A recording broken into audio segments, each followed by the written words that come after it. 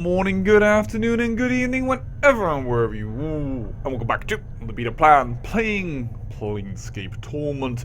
And I suddenly remembered again how this puzzle worked, which always puzzled me. Why? Well, the corpse is called 1201. One mark on upper right, right. Two marks on lower right, right. No marks on upper left. Voila. And then, as you fold the upper left towards the inner center, you watch as the upper right unfolds by itself, resuming its normal position. We've now spelled out 120 and number 1 has folded back.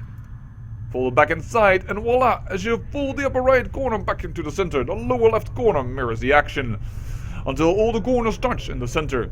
You watch for a moment, and the corners of the paper raise up, turning the note into a small four-sided paper pyramid. We open it, and you peel back the sides of the pyramid, and the paper disintegrates to dust. Inside a small triangle-shaped earring, it catches the light and gleams brightly. Take the earring. So now we all of a sudden have an earring, and I know that this is, well, he asks people to not make him a zombie if they wouldn't but use this item. But no, the Dusties don't care, they used it. But yeah, apparently this man already knew his zombie designation before he became a zombie. That's what I find so puzzling about that puzzle. So, because I'm sure some people will be interested in it. Say, how about this, Skeleton Morton? Would this do as a body? Mort grins. That is a yes, or oh sorry, Mort floats up to the head of the skeleton. Stares it, then floats back down, studying the armor and blade as he descends. Oh yes. Yes, I think this will do. Alright then. Give me a second to pry the head of this thing. As you are about to do so, you suddenly stop and your eyes are drawn to the skeleton's armor. Something about the symbols engraving on its breastplate make you pause. If these skeletons are guardians, then disturbing them may awaken them. Oh, then, let's do what we did before. We'll study the symbols, we'll study the runes, and we're going to dispel them once more. I'm gaining quite a bit of experience with each disassembly. Yes, and boys and girls, you heard it here first on the beta plan. If you are a vandal, you gain experience and level up in life. What? I think this game is giving the wrong message to the youth of the days. Thank you. And voila, now we have shields, armor, and armor in very, very heavy scroll form. Alright, with that then, and not wanting to alarm the Dusties, I think it's time to get out of here. And come back a little later.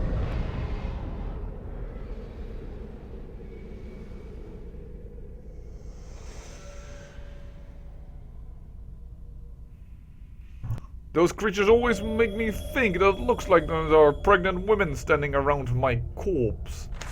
How many women did I leave behind in my previous lives? So unattended. Pen's note. Pen's note.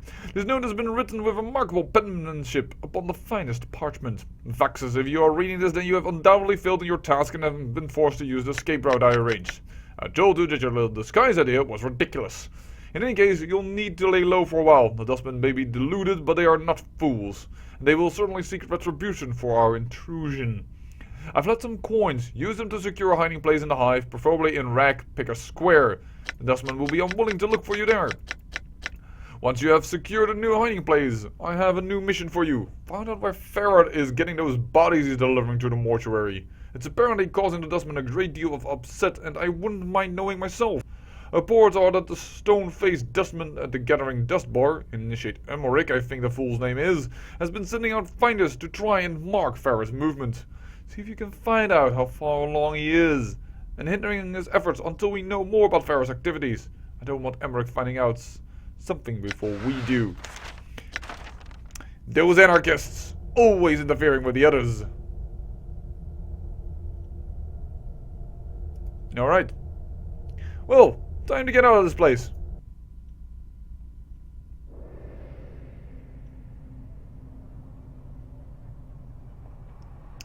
And this is Sigil. If you look up, you see even more city. How in the heck is that? Well, the city is within sight a ring, and this ring sits on top of the Endless Spire.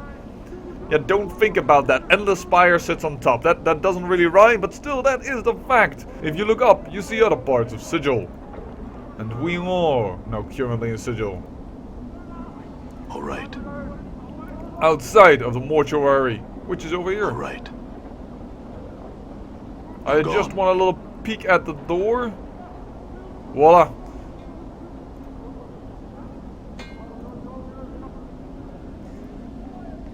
Here we can get some new side quests, like from this man, being the sender.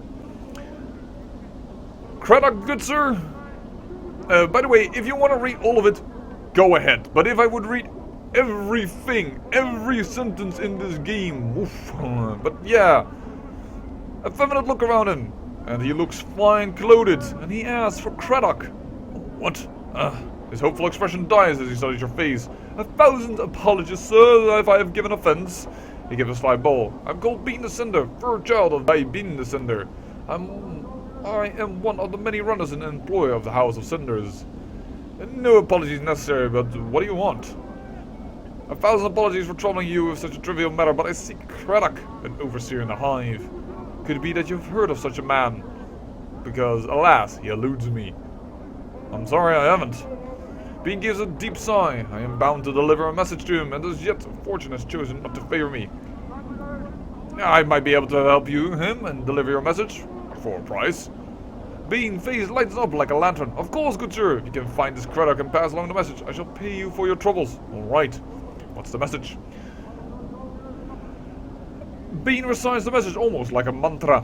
The shipment must be incurred by the 33rd day, or there will be a penalty. Bean frowns. I am told that Craddock will know the shipment to which the message pertains. If I see Craddock, I will pass along the message. Is there anything else you can tell me about him before I go that might help me find him? He's said to be a giant of a man, stern of features, and that he's an overseer in one of the hive marketplaces. Alas, I know little else than that, good sir. See, that's enough to go on for now. Thank you, sir. Should fortune favor you and you are able to bear the message to Craddock, be so kind as to return and tell me of it. I will see to it that your efforts are rewarded. Very well. Updated my journal. And so we have found ourselves outside of the mortuary and find ourselves with new quests to do. I know debtors today said walking ones looks like. Anna. I'd love to talk to you, but we'll get to you a little later. Alright. And that feisty little tiefling girl. I'm gone. She is one of the, gorgeous women looking around here. But later on, I can tell you, we will have other ladies that look just as fine, if not finer. Done. But don't say that loud around Anna. We can go in there later, I think. Alright. I'm just looking around a little bit. Alright. I know a few places, but yeah, alright, well, we have done enough. Me poor sisters. Let's talk to Seftai. This woman's face looked broken and she's covered in scars. They look bite marks and finger-cut nails. She's crying the shreds of several rags in her hands and is staring intently at the wall of the monument.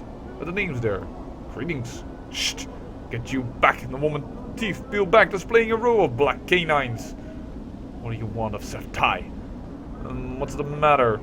What's wrong? Those chaos men wrecked my car, attacked me and killed 3 of my sisters who tried to stop them. Not sisters anymore. Now there's nothing but names on this memory wall. Chaos man? Chaos man, a faction they say. What they are an adult bunch that runs wild through the hive and does whatever they please. We never did no harm to them. Then they lope in like dogs and tear apart anything within their reach. And here we are introduced into the 3rd faction in Sigil, the Exiles Detects. Who is Chaos Man who attacked you?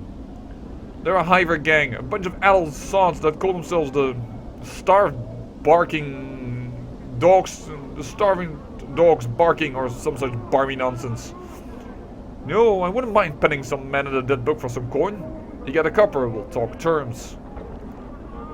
A copper earring in your purse if you've been free those murdering salts in the dead book. Jig? I'll see to it that they're put in the dead book. Can you tell me where they might be found?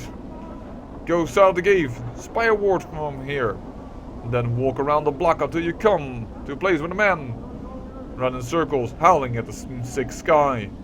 There's the starved dogs they are. I'll go look for them. Updated my journal. All right. But those are quite a tough people. But now that we've talked to her, for instance, let's show you the beasts, the NPCs. And as you can already see, PC, yes, Anna is already in it there. So, you want to take a look? Yeah, you want to take a look if I already talked her up so much. This is Anna. Woo, woo, woo. That leather looks a little tight on you, darling, and doesn't look very protective. That's always really weird. I mean, women need like half the clothing to have about the same amount of armor class. They must be getting cold, I would say. But yes, now that we have talked to Sapphire here, we now a picture of a tiefling. This is a woman with fiend blood, so she has, well, the legs of a goat.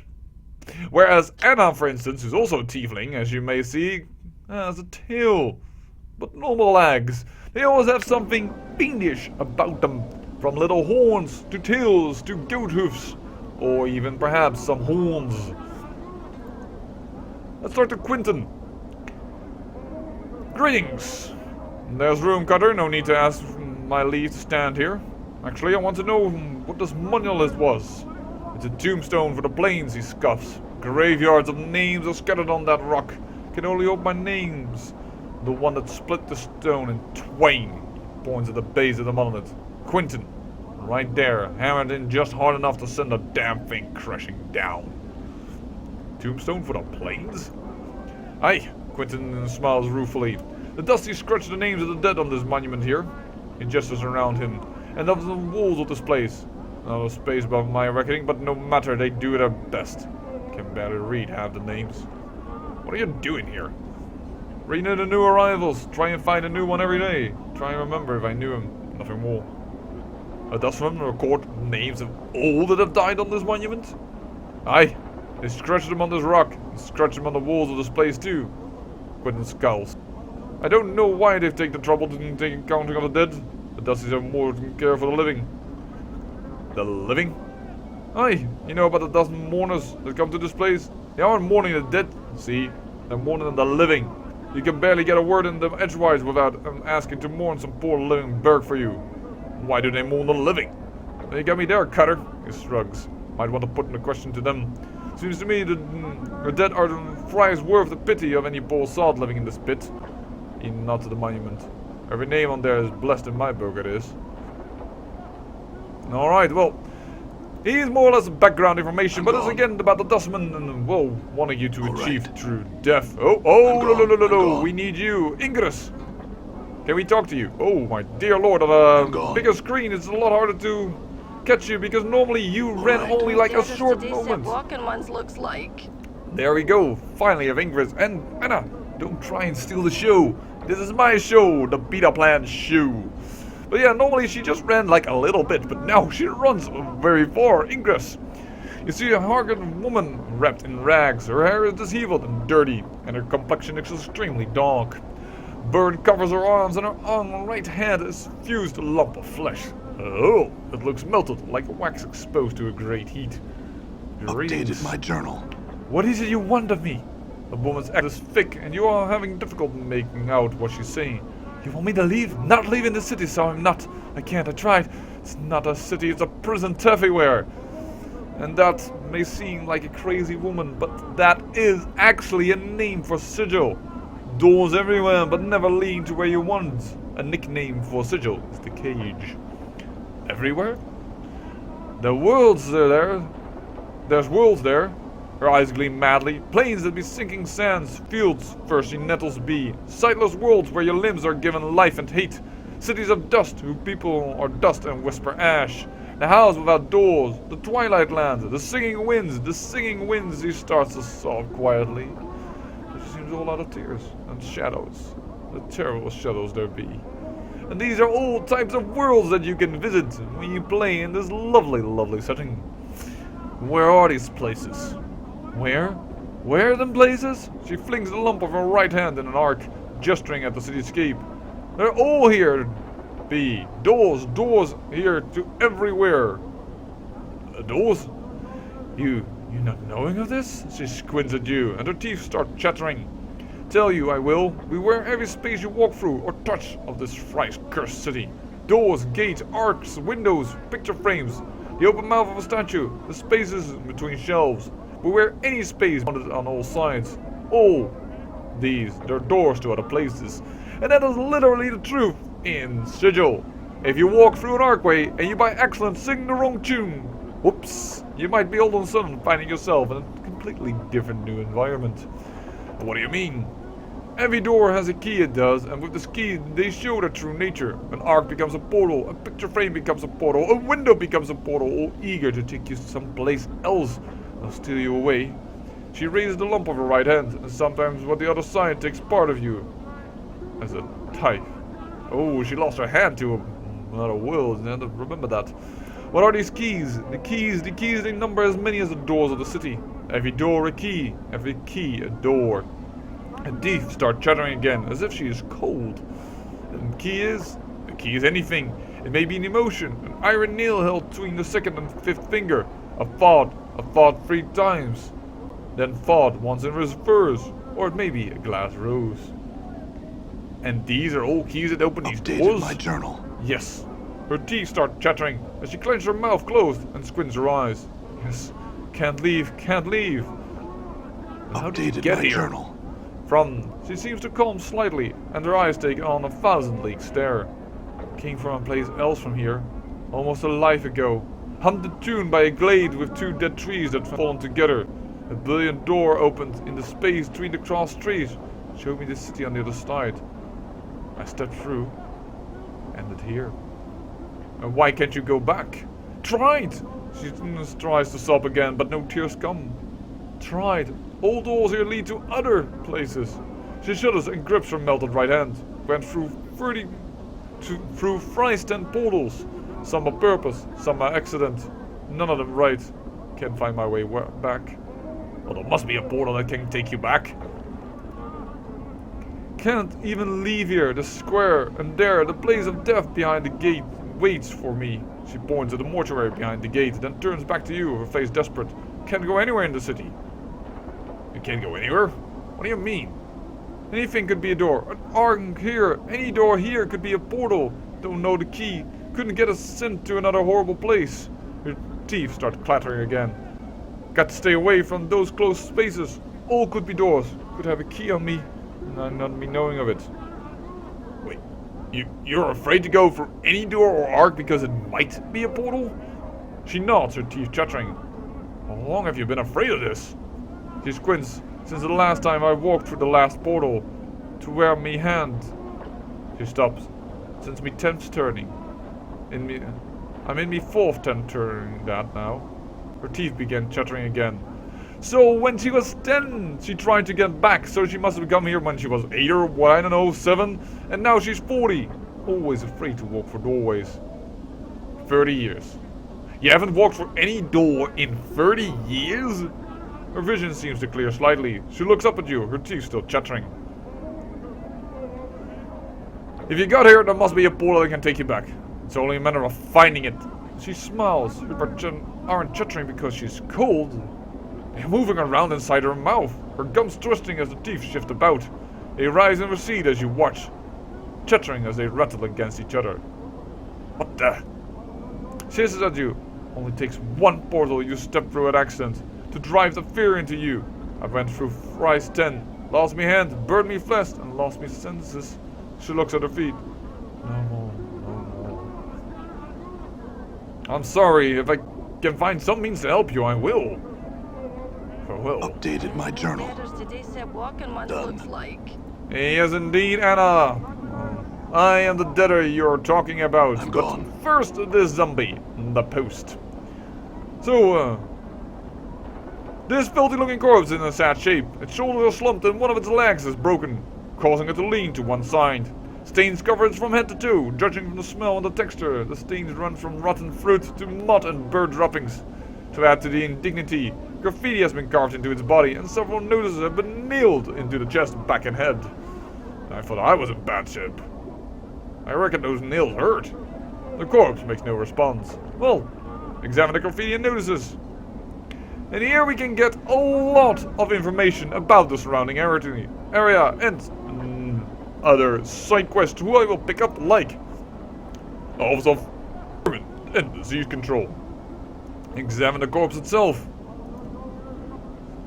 Oh, wait a second, examine the corpse. Pry on the cobblestone. Because this man, the fruit and mud stains aside, yes, he has been used as target practice and we gain a cobblestone. Let's examine the corpse a little bit better. Nothing there again, but oh, come on. We are both more or less walking corpses. Cannot have another corpse be that disgraced. I will get that cobblestone out of his head. Examine the bill of official notice. Examine other notices. Let's bill of fare. Smoldering Corpse Bar, a place we would like to visit. Definitely. Smoldering Corpse Bar. If we ask for it, oh, it points to it before its arm falls. Besides it with a thump. Reminds me of a job once I had. He seems embarrassed. Well, I mean, without the arms. I wondered if this would work with the other notices. So, the want ad. Wanted able-bodied person willing to investigate a matter of utmost importance in the dustman cause. Gathering dust bar. Oh, that's right behind us. So, this, I don't think we asked where it was. No, we didn't. Now it notices us. And official notice. Okay, this is one is just a little bit of background information. Because they talk that it's a fellow's affair to, well, paint a registered servant of the dustman with graffiti. Didn't really help.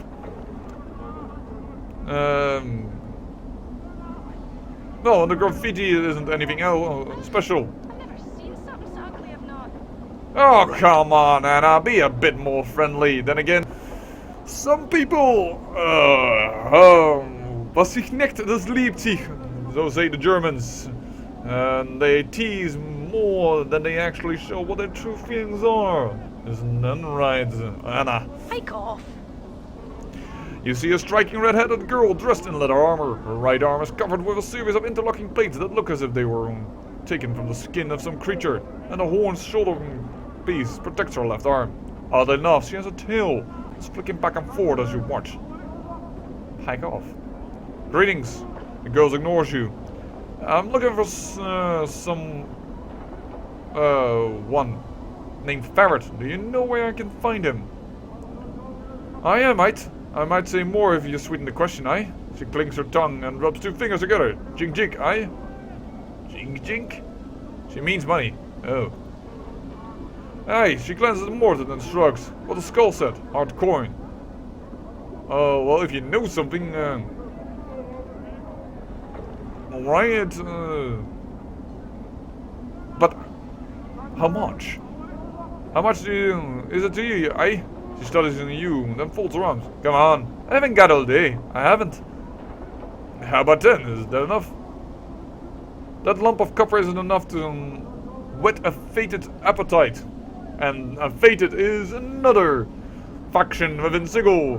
One that believes that what you can grab and hold on to is yours to keep. And they collect the taxes, so they're quite wealthy. The fact that that copper isn't enough to whet a fated appetite, whoa. That means that she thinks that is a meager sum. You will need more if you want me to take my friends here, heart. Well, never mind then. Farewell. Aye, pike off. Whatever you came from then. Farewell to you. I've never seen something so ugly I've not. Well, but you may know something. But I think we first need a few jobs after all. If we want to offer 20, that's 10% of our current wealth. Probably it's nothing later, but for now, well, I also doubt that she will take a cobblestone that we pried out from a dead corpse as payment. But she does know something about Ferret, at least so it seems. You know what, let's pay her. Let's pay her now. What is it? I'm not gonna ask about a till. Something tells me that I'm going to anger her. So, for my watches, I will do so. Do I now? The girl looks at her till. So I do. And here I was thinking that was a trick of me eye. My, aren't ye a sharp cutter? She bares her teeth. Why don't you piss off to whatever hole you crawled out of, and then leave me be? Me or nor me till is for trade, jig. And thereby she thinks that I'm looking forward to make sweet, sweet love to her like a prostitute, because, well, there are many harlots around in this area. Alright, I was just curious. It's just as well neither you nor your till are for sale. You can squeak out a living with him. Anyway, what are you about, you blighter? Say it again. Oh dear. I had forgotten that. He said, and I disagree, that you couldn't make a living selling yourself. Because, as I said, that's what she thought was. What's all this now? You be paying stern friendly hardhead with me? She sneers. Pike off, you lecherous filth. Not yet, I had some questions. So these ferret. Alright, well, let me pay 20. Aye, alright then. She pockets the money. It's gone so quickly, you have no idea where it vanished to. Look for him in the alley, spireward from the mortuary. There's to the south and to west of the mortuary, aye? South and west of the mortuary. Well, thanks, well. No debtors today said walking ones looks like. At least we got some information from her. And, well, I, mortal was made a lovely friend. I, by accident interrupted her, but yeah, she thought that we were wanted to sleep with her, like this harlot. Oh, the old stutter crutch be tailing his copper about now. I wonder who she's talking about, being an old stutter crutch. But, yeah. Why don't you just stay and chat with me a bit, my love? Pass on by, we're not going to continue. But what I wanted to do is show in the journal, the NPCs, and, well... Not standing in here right yet. We can see the small fog, but the harlots haven't popped up yet, despite me just talking to her. Oh well. Yes, the harlots. Another word for prostitute. Done.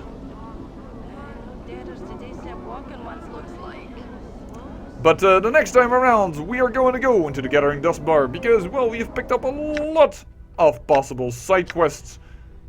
Find credit for being the sender, find a way to help Ingress, help Seth die and get her revenge, and, well, the postman here said that somebody inside here needed our help, and, well, we also had from this note of pen, well, it pointed towards entering this Gathering Dust Bar. So that's what we're going to do in the next episode, as we have entered now the Hive, an area of Sigil proper. I say thank you for watching, and remember, great peril yields great beauty.